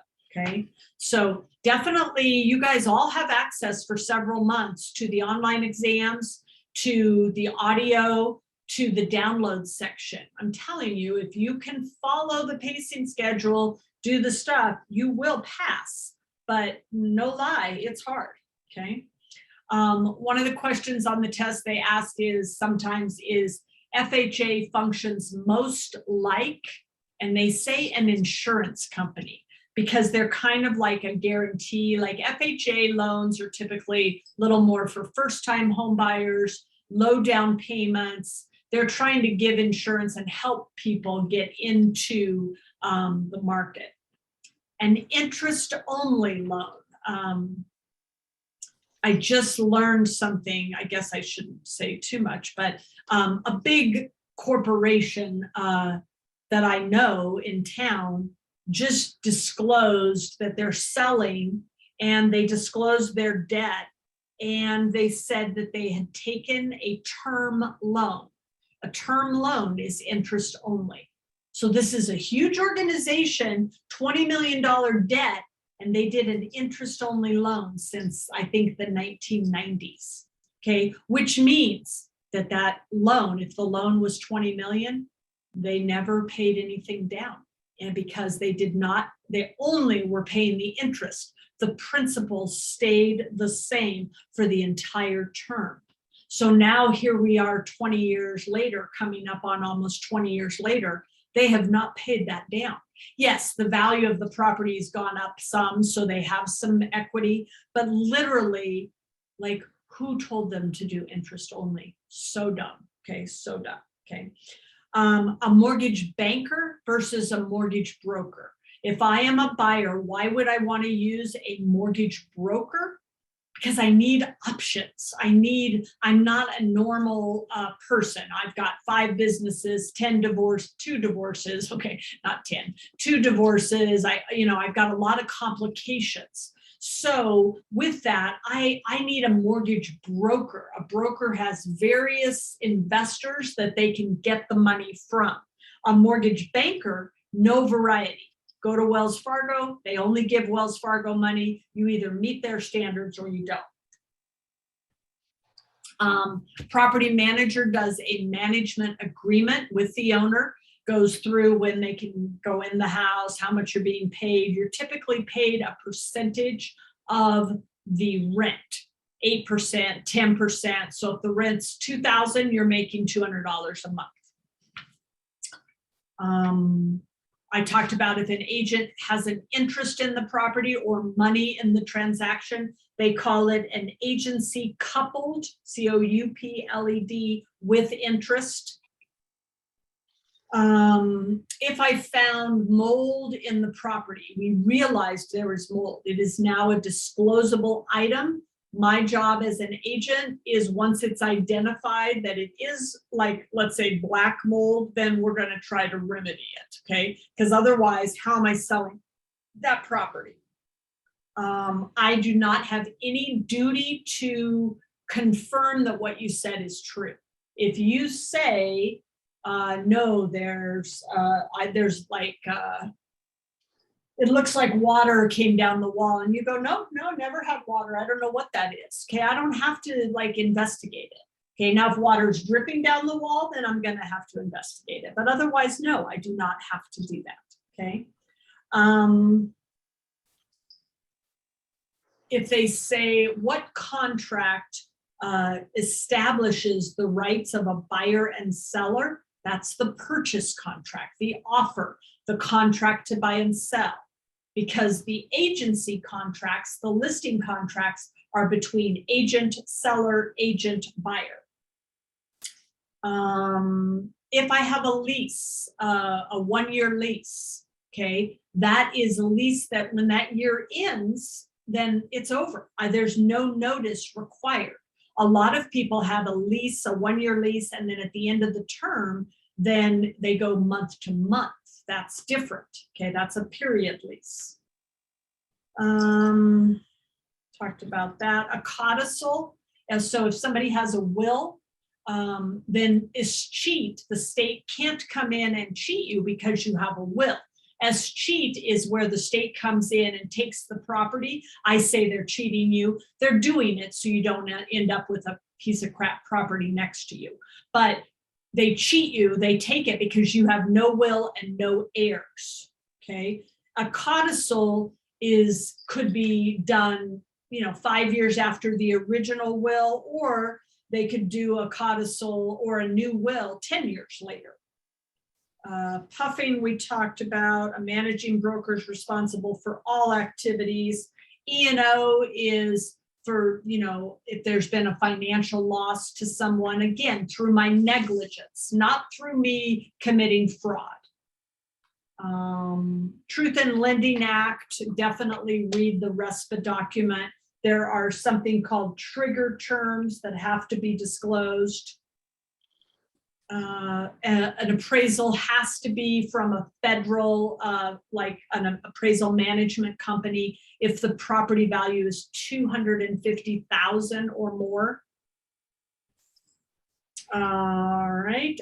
If I have a mortgage and I miss a payment, remember that acceleration clause accelerates and they can take all of your money.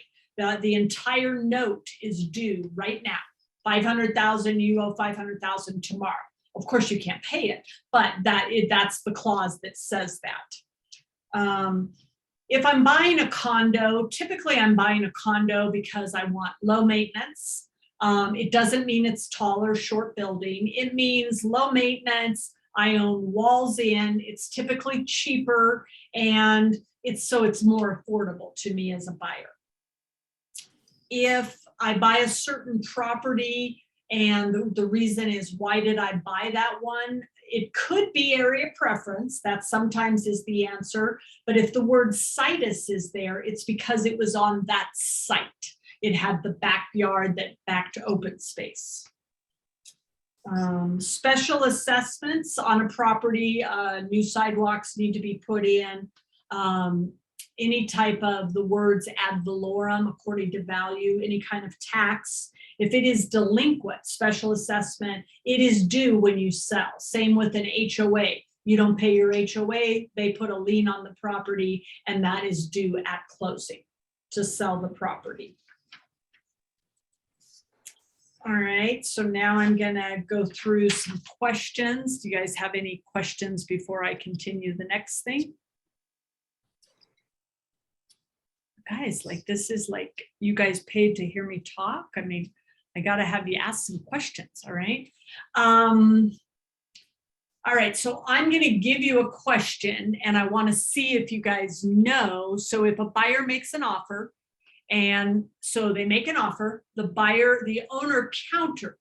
While the buyer was reviewing the counter, they received another offer, okay? Can the owner accept the second offer? Yes. Okay, and what do they need to do with that counter? Resend it. Okay, rescind, withdraw, yes, okay, all right. All right, it says a real estate contract for a specific property for use as an unlicensed whiskey sales operation was forced to terminate. And I know, Nicole, some of these are from what you just did, but the termination resulted, why? Is it because they, one of them chose not to? Is it because of the word unlicensed? Is it, what is the reason that that contract wouldn't have gone through?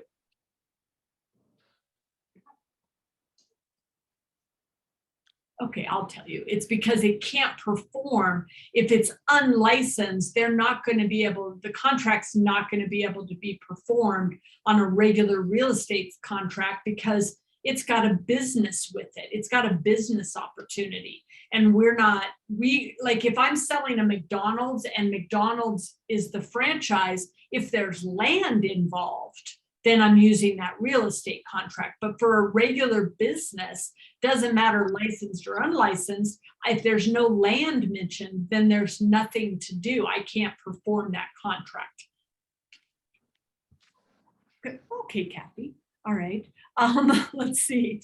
All right. If two minors inherited a piece of property, okay, and then they decide to put it on the market, okay, if there were two people, John and Sam, if only one of them is putting it on the market, can they force the other person to sell? No. No. Okay, undue duress, they cannot force. And if the people were underage, then due to their age, then it's voidable right off the bat. Okay. Mhm. All right. So if I say the word contract for deed, are the words option E, option or vendor, vendee? Option E. No, option or, I mean, I know it's like, you're like, hey, I answered and now I'm wrong. So, but anyway, option or, option E is for selling a blue and a white house. Seller says they'll sell the blue, white house at a later date within a year for 200,000. Vendor, vendee, think of a vendor. So when they say land contract for deed, I hate that the word land is there because it means like strip mall. And so the vendor, the person, the coffee shop vendor is going to move in, start making installments. If contract for deed is also called an installment contract. And then they're a vendor. So it's vendor, vendee. If it's an installment contract, which is also a land contract for deed. It's confusing, but just trying to make sure we get that in there. I have a question real quick, Kathy. Sure. I don't remember the exact question on the practice test, but it was something about if you're selling it and it's gonna be like a church. It was called something, like it was a certain kind of, if it's gonna be a church or something used as a church or something like that. Yeah, well, remember what I said in class? I'm not very good if I don't have the question because I don't know what it was asking, but like the things that you would need to know about like a church is like they would use the cost approach because it would be the cost to rebuild the property, the replacement cost. I think cost approach is what the question was. I think that's what I was looking for. Okay, all right. I don't do well if I don't. You're good. I'll screenshot and send it to you later if I can find it. Yeah. Yeah, always do that because for sure. All right, let's see here to do. Okay, hold on. All right, so this is kind of long, and I'll try to shorten it, but a salesperson, they got their people qualified. They were a minority couple, 2 children. Their price range was 110 to 120. Okay, they looked at listings, but the salesperson did not show them a property because it was under 90,000 and it only had 2 bedrooms. Did the salesperson act appropriately? And, you think, oh yeah, well, they didn't discriminate and they didn't show the property because it was under 90,000. But the key is, I'm going to show you anything. So the way I always say it is, if I have a buyer and you're qualified to 120, I'm searching 0 to 120. So anything that comes up that meets your needs, I'm going to show it to you. Okay. And so they say they want 3-bedroom, but if a 2-bedroom comes up, and as long as I ask them, I'm going to show them anything that meets their needs typically. Okay. But I'm always going to ask them. So if in that situation, they say they only want 3-bedroom, is it okay not to show that? If they like clearly say they only want 3-bedroom? I'm going to go back and ask them. because you're going to show them if they're qualified for it, then they can decide whether they want that second or third bedroom. And, Okay. you'll hear once you get licensed, buyers are liars. It's not really true that they're liars, but they just don't know what they want. You learn very quickly. Somebody says, I have to have a 4-bedroom. Well, then I say to them, why do you need a 4th bedroom? What is it why do you want that 4th bedroom? Oh, I would just like a workout room. I would like an office space.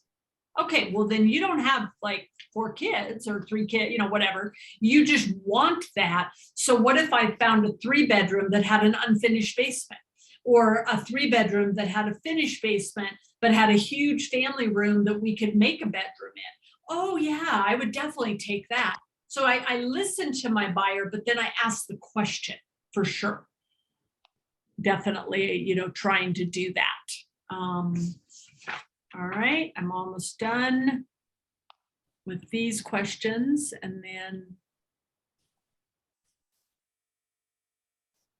Oh, okay. So if somebody lives next door, remember we have a dominant tenement and a servient, and the person who is letting them drive over their property is serving them. The dominant person is like winning, right? And then if there's an easement on the property, and like, let's say we pay the neighbor so that we have access, does the next person, does that easement go with the property? Did you say yes? Yeah, I said no, but I'm not sure. I'm right. No. Okay, it would, because it's appurtenant. It's an appurtenance. It runs with the land. So because it's on the current owner, and anyone, it's like a deed restriction. It's something that they have access and they get a deed. So then therefore that easement is continuing. If I buy a house, like in my house, there's an easement in the back for the cable company. Whoever buys the property, whether they paid for the easement or not, bottom line is that easement is there and it is appurtenant. It is running with the land, if that makes sense. Okay, yeah, that makes sense. Okay. All right, we got that. So this is something where they try to, like confuse you. So the owner died. In his will, he gave the property to his 2 daughters. Let's see. So it says the property could be taken, like maybe if somebody challenged the will, that, maybe the property could be taken if eminent domain, if the government needed it. But would they be able to take it through escheat? And if yes or no, why? No, Because they had a will. there was a will. So escheat is no will, no heirs. All right, so that actually went through yours, everything that you had down, Nicole, except for a few math, but I'll catch those on the math section. As far as discount points, a discount point just, is a percentage of the loan. Okay, so always a percentage of the loan. And this isn't necessarily math, I'm just talking about it. Private mortgage insurance is for a conventional mortgage when you do not have 20% down. That's where you're going to use PMI. PMI has to go away when you have 22% equity in the property. Okay, has to go away. PITI, principal, interest, taxes, and insurance. Promissory note, I promise to pay. Buyer's giving that to the lender. Buyer is giving that to a seller, like I'm going to pay this money, the rest of the earnest money next week.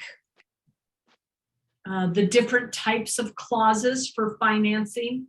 Defeasance clause, think of the word defeat. I have defeated this, so I have paid off this loan. So defeasance clause, they have to immediately release it and provide a satisfaction of mortgage because you have defeated the loan. Acceleration, you miss a payment, speed it up. it's all due. Due on sale. The word is alienation. So if I sell the property, it is due immediately on sale because I'm transferring the property. Prepayment penalties, like there used to be big prepayment penalties if you paid off your loan early. Jumbo loan, it's just what it means, big loan, it's conventional, non-conforming. FHA loans have to use an FHA appraiser, an FHA lender. They have MIP, mortgage insurance premium. There is an upfront fee plus a fee for the life of the loan. So you can't get rid of FHA, MIP unless you refinance. FHA and VA have lending limits within each county. So you are not buying a $1.3 million home FHA. It's because the loan limit is, it's like 680 right now. So you're not going to be buying. And FHA is 3.5% down, loan amount 96.5, conventional 80% loan, 20% down payment. VA have to use VA appraiser, VA lender. VA uses something called a CRV, certificate of reasonable value. That's what they use. And it's 100% loan. And you have to be eligible, meaning you have to have your certificate of eligibility. You have to have served 181 days. And FHA and VA cannot, because they're government loans, cannot have a prepayment penalty. Farm loans, I think people understand farms are for farm loans. Farm loans are for farms. Rural people less than 10,000 people in a neighbor or in a town. If a loan is amortized, it stays the same. The payment stays the same throughout the life of the loan. And amortized means it kills off the principal or the amount slowly. So you borrow 500,000, your payment is 3,500, interest is 3,400. You pay off $100 off your principal, the first payment. Second payment, 120. I mean, it's very little. It kills it slowly. Lenders make money on the first 10 years with all the interest. Partially amortized loan would be fixed for maybe 10 years and then a big balloon payment, okay?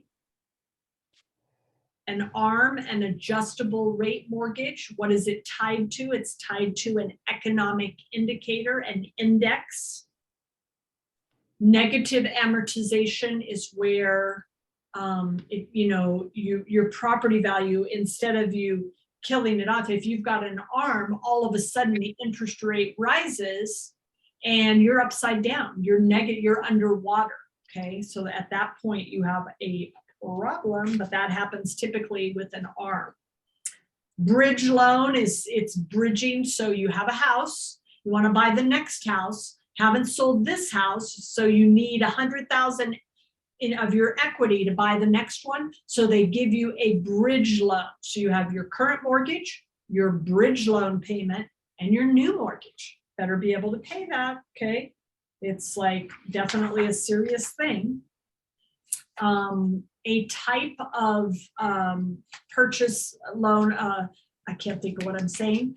Owner will carry.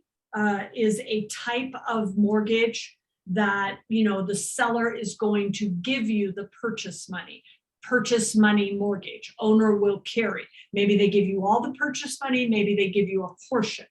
Okay, they're going to determine the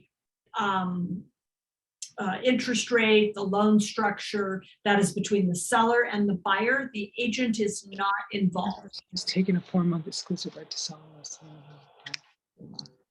All right. Okay. Let's see here. We're making sure I have got all of that. You have to know primary mortgage market versus secondary. Secondary buys a block, a pool of mortgages. Their job is to fund the primary people, your commercial banks, savings and loans, credit unions, mortgage brokers, mortgage bankers. You've got Fannie, Freddie, and Ginnie. Go back and review. You know, they buy loans and they make up the secondary mortgage market. Just trying to make sure I'm covering everything that I can think of here. Predatory lending obviously used to be done. Lenders would try to entice you and get you what you thought was a good deal and it wasn't. So they now have strict mortgage requirements. That's why RESPA, Truth in Lending, everything got changed. Equity skimming is where the owner keeps the rent and skims the equity, is not paying the mortgage. Usury is where a lender is using you and charging way in excess of what is normal in the state. Underwriting, if a loan goes to underwriting, they're looking at your debt to income ratio. So they're trying to make sure, can you afford the property? So they're looking at that throughout. Your credit score, your FICO score is going to determine maybe your interest rate. Underwriters look at your history. They try to go through all of that. So we are at time. I don't care if we stay on. I just don't want to keep somebody that wants to get off. You know, are there other things that you would like to cover that you feel like we didn't cover? Was this helpful, not helpful? So, I found it very helpful. Okay. See, Jordan, see everybody, he's a plant on here. I just planted him, so he'd be nice to me. You know, do you guys have, you know, okay, if you need to go, totally fine. Are you doing the state next week before you go? Oh, she left. Okay. I'll check that. I was going to tell you guys next week, if there's any way I could move it to 2 to 4. I kind of looked, you know, to try to see. I forgot, I overbooked. Can everyone do 2 to 4? If not, I'll figure it out. I just was asking, and I will send out an email. But the people who are here, okay, that works. How about you, Nicole? Can you do 2 to 4 next week? Possibly. I just need to talk to my supervisor because I'm at work. Okay, yeah, just let me know and I'll check with everyone else. And I will definitely send an email. It'll be the same link, same Zoom link, and it will be Colorado is what I'll be going over. So if you can go out and take the Colorado harder questions, then I'm able again to see, what do you not know? What do I want to make sure and cover? It does really help me determine what I'm going to talk about, because I don't want to waste your time. I don't want to talk about stuff that you guys totally know. And I try to include, you know, a wide range of topics. Is there anything else in particular that I can answer? Nicole, you're sitting there. I can see your face, so that's why I'm asking you. No, not necessarily. I mean, I'm just gonna go back and study those questions again. Okay, and if you have like, again, take a picture. If I need to set up a time with you one-on-one and go over some things, I just want to help you get to the finish line. Okay. So anybody else? Recording, correct? I am recording it, yeah. And will you be able to send it to me? So I just do you have Gmail? Yahoo. Okay, so I think I'll send it to you and then you may have to request permission. I do it through Google Docs. So I don't know how that works if you don't have a Gmail. So I will send it to you. You request permission. I'll give it to you and let's see if it works. And if not, let me know. Okay. Because it gets downloaded to a drive and that's the only way I've known how to do it. Right. Okay. All right. So I'll put to email share that with you. All right. Well, then I am going to let you guys go. And then next week at 2 o'clock in, you know, unless I hear differently, we will meet. I don't know if you heard Con, next week, we're going to do 2 to 4 p.m. I, you know, made a mistake and overbooked when I wasn't paying attention. So if I can do 2 to 4, that would be great. And then kind of we'll go over the Colorado next week. So if you can go online, take the Colorado harder questions. That will really help me determine what you guys need to learn, okay? So, Hey, Kathy, Coolio. All right, thanks, Nicole. Thank you. Thanks, yes, Jimmy. hello. Kathy, Yeah, go ahead. Yeah, you're fine. I have a quick question on the quizzes that I haven't submitted in a while. So I Okay. can continue to submit them in, right? Yeah, let me go out. I'm on the site. Let me go out and tell you what ones you've taken or not taken. Would that help you? I have it recorded down. Oh, okay. All right then. Okay, then that's fine. So yes, you can go out and you don't have to retake them if you got a 95 and above, but like some of them, especially the harder ones at the end, it'll really tell you what you don't know. So I really recommend listening to the audio, taking the quiz, seeing what you don't know, and trying to push through the material. Yeah, because ever since David course was, it's been about a year now. Right, and that's my concern is I want to make sure you follow, try to follow it and get through, and I think you'll be okay. All right. All right. All right. Well, then I will see you next week at 2. I'll send out an email about it and bye. hey, Kathy, before you go, Sure. So you can get off whenever. Go ahead. were me and you gonna need to meet over the 2 classes I missed? I took the test for that and I did the audio and I think I passed them all on my second. So Okay. it's up to you. I just didn't know what our plan was. So it just depended on what you felt you needed, and you can go, Con. We're just talking, so I'm basically done. We're not really doing anything. It's really whatever you need, you feel you need. If you want to go over anything specific, I can go out and look right now and see what you missed. But I don't think the first 5 chapters are super easy. Yeah, they were honestly, the tests I took were pretty easy for me, like without sounding. Right, no, yeah, without sounding like, oh, I did, but I really didn't think you would struggle. So No, I think you would just keep moving forward. And then if you want to go over some additional material, we can for sure, okay? Cool. That sounds good to me. I'm honest. So the only test I believe I have left are like the final ones now, like the big, like Colorado, the pre-tests and all that. Okay. So I'm going to do those today. Okay, And then I think I'll just screenshot. If I end up missing certain stuff because of those chapters, I'll just be meeting with you. But I think I did pretty good on those. They weren't too difficult at all. I figured you would. So yeah, that's how I would handle it at this point. I think that'll be in your best interest, okay? Awesome. I think I'll come because I'm not taking my test till like a couple of weeks. So I'll probably come next week at 2 to 4 just to listen in again. Sure. And then I absolutely. think that should be good. Okay, all right. Well, anything I can do to help you, I will. Appreciate it. All right, have a great day. Have a great day. Bye. Thanks, bye.